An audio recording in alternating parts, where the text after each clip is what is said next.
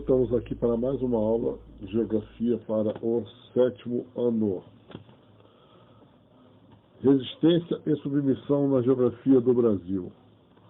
Bom, antes de começar, sempre lembrando, aqueles que estão assistindo a minha aula pela primeira vez, isso aqui é uma aula de apoio, tá?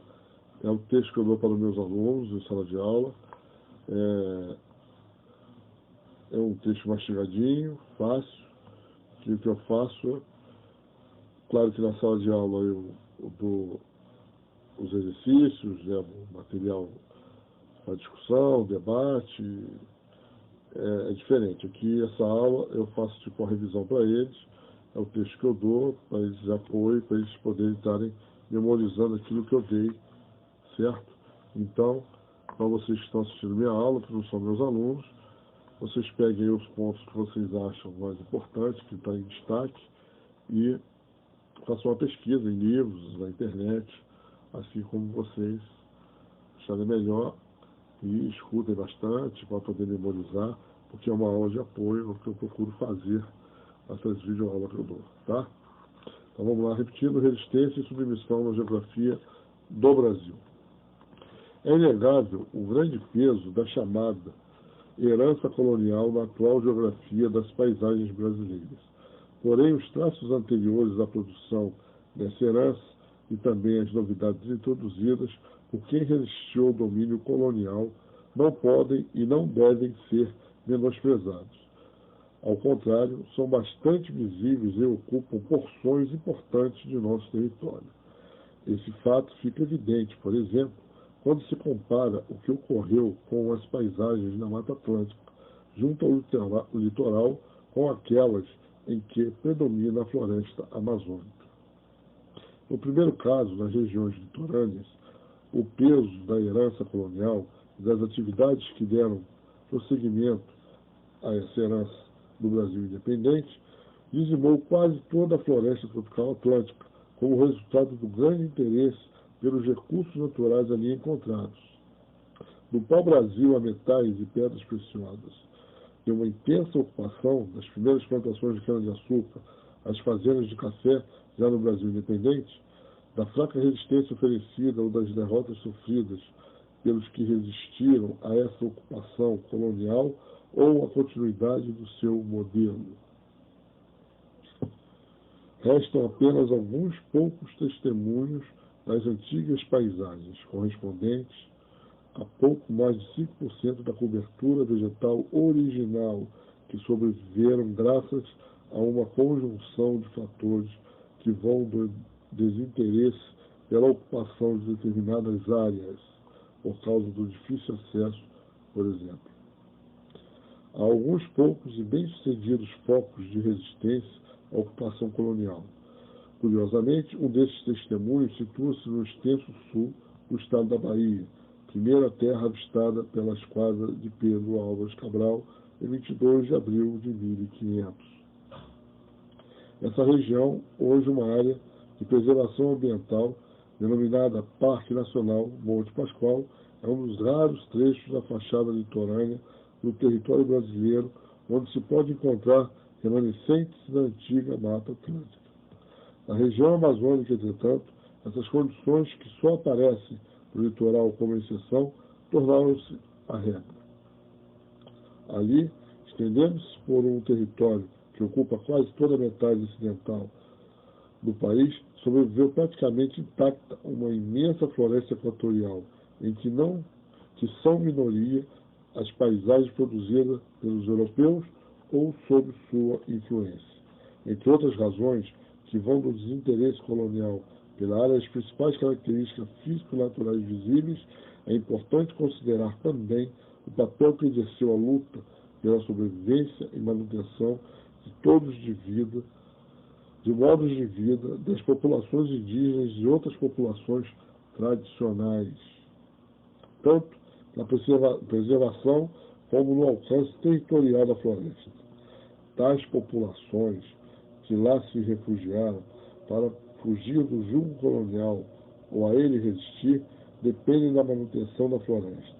Hoje, assim como se responsabilizam os colonizadores e os continuadores do seu estilo de ocupação pelo processo que degradou quase toda a área de domínio da Mata Atlântica, deve-se atribuir aos descendentes de agrupamentos humanos tradicionais, há centenas de anos refugiados e resistindo na região amazônica, a responsabilidade pela manutenção da grande floresta equatorial e da correspondente diversidade de espécies de vida e recursos naturais. Bom, vocês estão vendo que realmente a nossa paisagem, a nossa herança paisagística daquela época, de Mata Atlântica, hoje é menos de 5% aí, segundo os dados ali, né? Para ser mais preciso, vamos lá.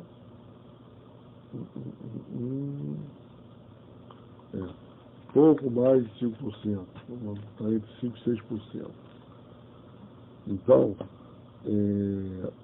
vocês podem ver que falta muita coisa, né? Muita coisa mesmo, que o nosso famoso povo colonizador destruiu, né? E nós mesmos ainda destruímos. Por isso é importante preservar, eu falei isso nas aulas de ciências, é importante preservar. Hoje temos que nos conscientizar. A Mata Atlântica é difícil se recuperar, mas pelo menos aumentar um pouquinho esse índice, né? Ainda dá tempo para isso. Tá? Eu vou dar aqui para vocês um pequeno glossário, tá? Para vocês, que cai muito, pelo menos eu dou para os meus alunos e cobro isso em prova e nos debates. Vamos lá. Glossário. Área de preservação ambiental. Área destinada à conservação dos recursos naturais e culturais nela presentes. Normalmente, tais áreas são regulamentadas em lei, fiscalizadas e demarcadas por órgãos especialmente voltados para esse fim. Bacias hidrográficas.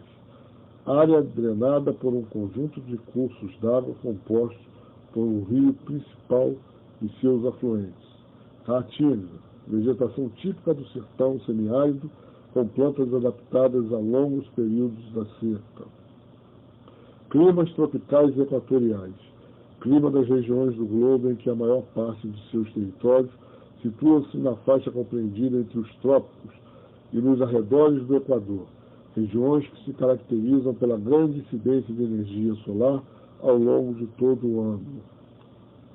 Composição étnica. Referência ao conjunto de diferentes grupos humanos dos mais diversos pontos de vista, nacionais, socioculturais e físico-biológicos, que compõem uma dada população.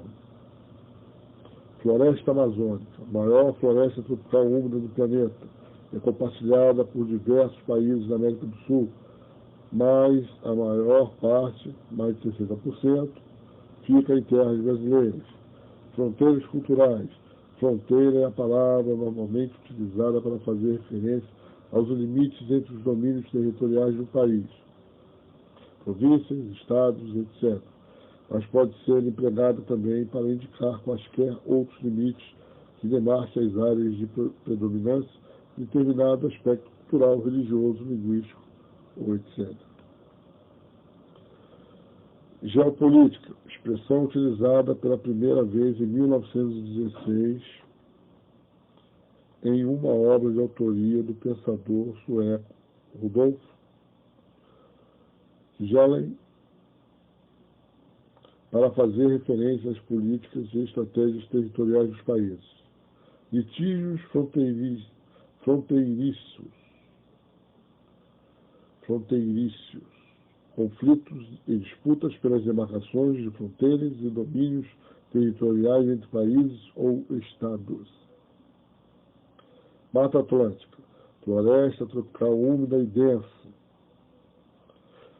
com árvores de grande porte que chegou a predominar em quase toda a fachada litorânea do Brasil. Sua existência se deve, em grande parte, às chuvas proporcionadas pelas massas de ar úmida provenientes do Oceano Atlântico.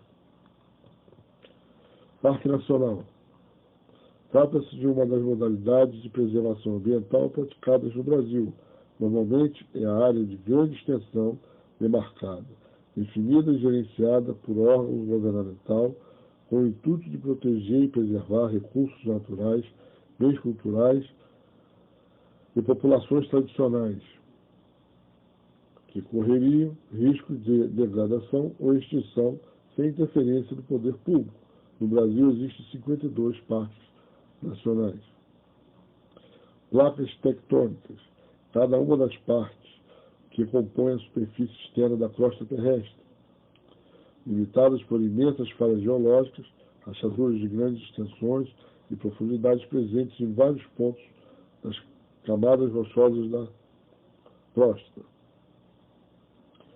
Planalto Brasileiro, principal unidade de relevo do Brasil, designa, na verdade, a reunião de 3 grandes planaltos, central, atlântico e meridional. Planaltos e planícies, compartimentações de relevo em que predominam, respectivamente, processos de erosão nos planaltos ou de deposição de sedimentos nas planícies. Consequentemente, nas planícies a variação de relevo é quase nula, enquanto os planaltos caracterizam-se por apresentar terrenos irregulares.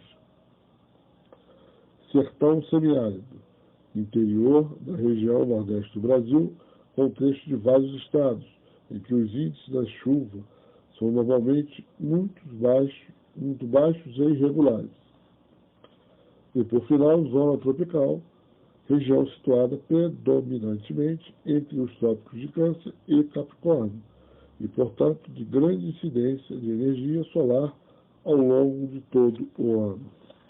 Bom, estamos terminando a nossa aula por aqui. Temos mais uma aulinha depois para terminar esse conteúdo, para entrarmos em matéria nova, certo?